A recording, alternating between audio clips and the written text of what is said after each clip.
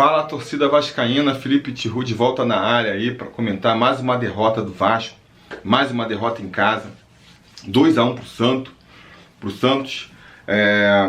Essas derrotas em casa que vão minando aí o que poderia ser uma boa campanha do Vasco, né? O Vasco vem conseguindo resultados bons fora de casa, já soma 3 vitórias fora de casa. Isso aí é um ponto fora da curva porque a gente vinha vendo aí do desempenho do Vasco nas últimas rodadas, mas nas últimas temporadas, né? Mas, cara, o desempenho em casa tá deixando muito a desejar. E na verdade, o problema do Vasco é que nem eu comentava no pré-eleição sobre o Vasco, né? Falta consistência para conseguir emendar uma série de vitórias. Eu mantenho aí o diagnóstico que eu fiz no pré-eleição. Eu acho que o Vasco não briga para cair, jogando o que jogou hoje. Não acredito que ele vá voltar a ter riscos reais de rebaixamento, porque para isso acontecer, ele vai precisar emendar aí uma sequência de derrotas, né? 3, 4, 5 jogos sem vencer. A gente pode perceber que esse padrão nas outras campanhas de rebaixamento, eu acho que isso não vai acontecer. Agora, infelizmente, parece que o oposto também, que seria o ideal para a gente conseguir almejar voos maiores, que seria uma sequência de vitórias, isso parece que também está difícil, né? Parece que está difícil, porque o Vasco, ele insiste em repetir o mesmo roteiro. Começa o jogo bem, costuma ter um bom primeiro tempo, costuma ser melhor do que os adversários no primeiro tempo, às vezes um pouco melhor, às vezes bem melhor, como foi o caso hoje. Não consegue transformar essa superioridade em gols. Aí fatalmente no segundo tempo toma um gol do adversário, né? No mais clássico, quem não faz leva.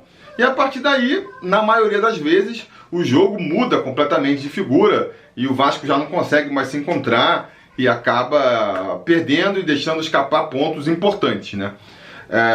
Eu acho, a gente vê pelo jogo de hoje aí, que na verdade um dos grandes motivos dessa irregularidade, dessa dificuldade de consistência, né? É a dificuldade do Vasco de fazer gol.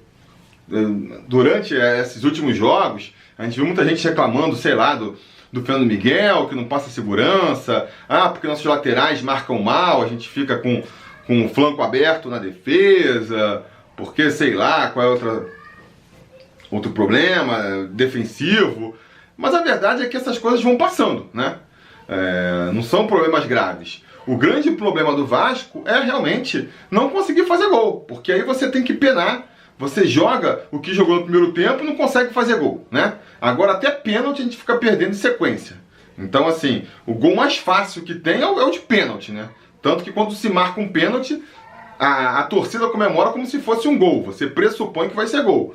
Se nem assim o Vasco está conseguindo marcar, como é que você vai conseguir uma consistência de vitórias seguidas desse jeito? É muito difícil. Normalmente, para você conseguir esse feito, você tem que ser o oposto do Vasco. Tem que, com poucas oportunidades, você precisa criar poucas oportunidades para conseguir fazer um gol. Aí você consegue consistência. O Vasco é o oposto disso. Nem quando cria um caminhão de oportunidades, consegue marcar.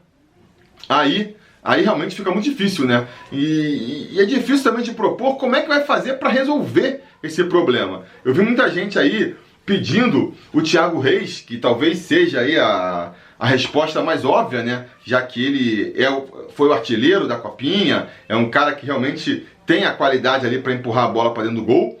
Mas eu entendo o Vanderlei Luxemburgo não optar por ele, porque apesar de ser um excelente finalizador, o Thiago Reis se resume a isso. Ele não faz mais nada, né, em campo. Ele é um cara que não tem a qualidade de voltar para marcar, não tem a velocidade, não tem o compromisso tático mesmo. Então, assim, é basicamente jogar com um jogador a menos para ter o Thiago lá na área. E o Vasco não pode abrir mão disso, né? O Vasco depende muito da entrega, ele depende muito da disciplina tática ali, dos 11 dando a vida em campo para superar justamente essa falta de qualidade que o time tem. Então, assim, a gente vê as chances sendo criadas, por quê? Porque tem o Rossi correndo feito um maluco pelo um lado, o Thales Magno correndo feito um louco pelo outro, o Marrone correndo feito maluco pelo meio, né? A própria entrada do Marco Júnior foi isso, foi trazer mais mobilidade, tirar o Marco Júnior, botar um cara que se movimenta mais, né? E tirar um cara que nem o Bruno César, o mesmo Valdívia, que eram caras mais travadões. Então, assim, nessa entrega, essa mobilidade, é que tá aí a alma do time do Luxemburgo. Então é difícil de você abrir mão de um jogador com essa característica para botar um cara que até é mais finalizador, mas fica só lá na frente. Só que, como é que se resolve do outro jeito também, né? É esse problema. A gente, várias vezes, já rolou a brincadeira, né? Se você tinha que pegar um cara que nem o Ribamar, que é um cara que tem velocidade, que é um cara que se entrega, que é um cara que, porra, tem vários recursos interessantes, mas não sabe finalizar, e botar nele o poder de finalização ali e o oportunismo dentro da área do Thiago Reis. Aí formaria um jogador completo. Com um jogador assim, a gente talvez não tivesse nessa fase, né? Mas não temos esse jogador. Não temos como ter esse jogador também, né? Porque Felipe Ferreira estreou hoje, entrou mais no final assim, mas não dá para fazer uma avaliação mais precisa dele ainda. Mas acho difícil dele ser o jogador que vai transformar a cara do Vasco, vai começar a fazer gol e tal. Pode fazer um ou outro ali, mas não acredito que vai fazer a diferença.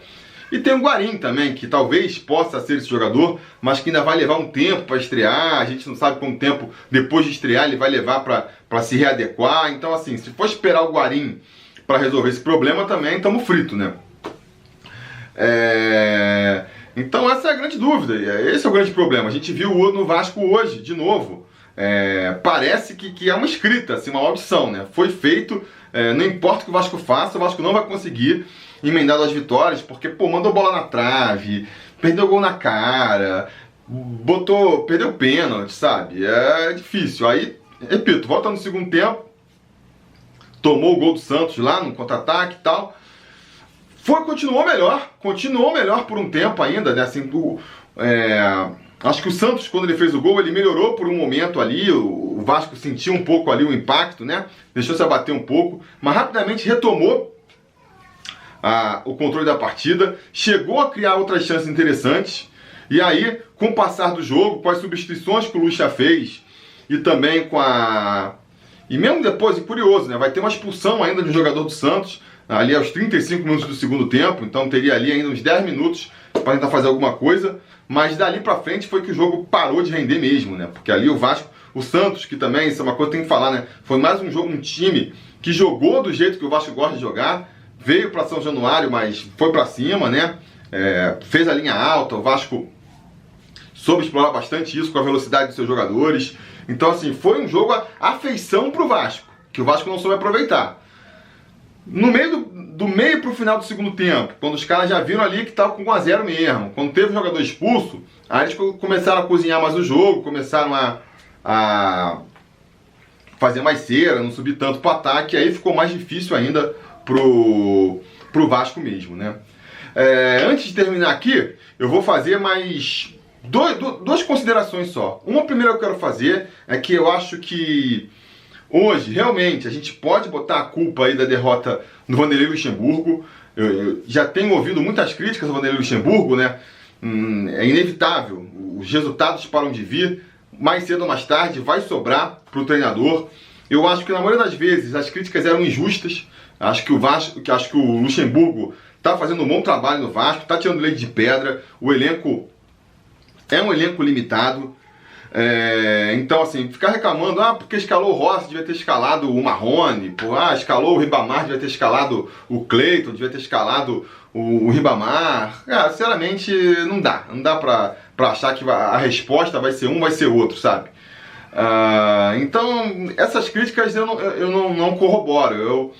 E eu acho que até aqui o Luxemburgo vinha aí meio que quase 100%. Na questão dos erros. Mas hoje eu acho que ele cometeu 2 erros básicos, vamos dizer assim. O mais crasso de todos, que decidiu a partida, dá pra dizer, foi, o Danilo lá se preparando pra bater o pênalti, ele me gritar do banco que era pro Rossi bater. Cara, o Rossi não sabe bater pênalti, fez o gol de pênalti contra o Atlético Mineiro, mas foi na sorte, bateu mal também, bateu meio no meio lá, deu a sorte do goleiro não pular pro lado certo. E por mais que o Danilo também não cobrasse bem, não fez uma boa cobrança contra o Atlético Paranaense, é um cara que entende mais da bola parada, né? Se tem uma qualidade que o Danilo tem, é a bola parada. Se não for o Danilo, dá uma chance pro Pikachu. O Pikachu também, você pega aí o histórico de pênalti deles cobrado pelo Vasco, ele perdeu aí os 2 últimos, mas antes disso era só cobrança perfeita, no cantinho. O Rossi não. O Rossi mesmo quando faz o gol na cagada, entendeu? É um gol meio que na sorte, você não vê que foi um pênalti bem cobrado. Então assim, sei lá, tá confiante, sabe? Tira essas coisas meio que tá no momento bom. O Vanderlei Luxemburgo foi se basear nessas coisas meio etéreas, que não fazem muito sentido, pra decidir quem ia bater o pênalti. Quando eu vi o Rossi se preparando ali, eu falei, cara, é difícil de um raio cair 2 vezes no mesmo lugar, sabe? A gente tem que contar com essas sortes. O Rossi batendo bem um pênalti, o Rossi conseguindo fazer um pênalti para ganhar um jogo. Talvez isso explique porque a gente não consegue ganhar 2 partidas seguidas, né? Então acho que ele errou demais ali nisso. Eu fiquei surpreso. Quando descobri que foi o Luxemburgo que pediu pro Rossi bater, realmente eu fiquei surpreso e decepcionado com essa garoteada do Luxemburgo, né? E outra garoteada que ele fez no final também foi, sair tirando meio campo para botar atacante. Porque eu repito, não dá para criticar a qualidade. O time se entrega no primeiro tempo, cansa, você escalou ali o melhor que você já tinha. Quando chega na hora de substituir, para tentar dar um gás novo, não tem muito onde tirar, sabe? Não tem muito onde tirar. Fatalmente vai entrar um cara pior para substituir um cara mais ou menos. Então, assim, a gente vê muitas vezes o Vasco tendo essa queda de qualidade por esse problema de elenco curto. Não dá para criticar o treinador por isso. Mas hoje, eu acho que além disso, ele fez errado, porque ele foi querer encher o time de atacante. Isso pra mim é jogar pra galera. É pra tentar lavar as mãos e falar, galera, eu fiz o que podia pra ganhar, enchi o time de atacante. Porque na prática atrapalha. Ficou Cleiton, Marrone, Ribamar, o próprio Talismar, todo mundo batendo cabeça lá na frente. Não tinha mais meio campo, porque tirou o Andrei, tirou o Marco Júnior, botou o Felipe Ferreira ali, que teoricamente é um meio campista, mas é um meio atacante, né? E ficou só ele, basicamente, porque ficou no meio campo o Richard, que só sabe mesmo mais um destruidor, e o Felipe Ferreira. Então, assim, acabou de matar o time, né? A gente viu, somando a postura do Santos de começar a cozinhar o jogo com o Luxemburgo esvaziando o nosso meio campo, aí acabou de matar o jogo. Infelizmente a gente viu ali, mesmo a gente com um jogador a mais não conseguiu nem transformar essa superioridade em uma chance clara de gol que fosse. Enfim, é isso, né? A gente tem que tentar resolver esse problema. Eu vou fazer o segundo adendo que eu vou fazer agora. Vou soltar essa no ar antes de terminar aí, né? A gente acabou tomando o gol do Santos de um garoto lá que estava estreando pela primeira vez. Estreou o jogo de estreia dele no profissional, foi hoje contra o Vasco. Começou titular. Um jogo que pro Santos era complicado. O Santos vem de uma fase ruim, a gente comentou no pré-eleição, né? Com mais derrotas do que vitórias nos últimos 10 jogos, perdendo, cada vez se distanciando mais do topo da tabela, jogando fora de casa, em São Januário, onde eles não ganhavam há 14 anos. Todos os ingredientes para você falar, vai botar o garoto numa frigideira dessa, vai queimar o garoto, vai jogar o garoto às feras. Ele foi, entrou, vinha fazer uma boa partida, fez o gol da vitória aí e tá consagrado. Então assim, não é que você vai achar que vai botar um moleque da base e ele vai resolver, e ele vai fazer o gol necessariamente na estreia. Isso aí é uma coisa rara, a gente sabe. Mas, cara, não pode também ficar com esse medo, cheio de dedos. Não pode estrear um garoto porque vou queimar, sabe? Cara, o Bruno Gomes estreou contra o Corinthians, também estreou na fogueira, né? Jogando contra o Corinthians, a gente nunca ganha lá. Um jogo difícil, e cara, estreou bem, sabe? Fez o filme dele. Então, assim, não dá pra ficar com esse puritanismo de preservar a garotada, não. Tem que botar. A gente tá com problema de finalização, não dá mais pra contratar. Comentei aqui, né? Quem que vai resolver ali? O Guarim vai ser um volante que vai resolver nosso problema de finalização? Então não vai. Então de onde que você vai tirar? Vai insistir? Vai ficar torcendo aí nas próximas rodadas, daqui a 2 dias, o Rossi de repente aprender a finalizar, o Marrone de repente aprender a finalizar, o Ribamar de repente... Difícil, né? Difícil. Então a cartada, o cartucho que ainda tem, é essa molecada da base aí, que tá fazendo bonito nas divisões de base. Agora, tem que ter ousadia de arriscar, ousadia ou então o desprendimento, né? Não sei quais são ali as relações que tem com o empresário, que faz escalar um, não faz escalar o outro.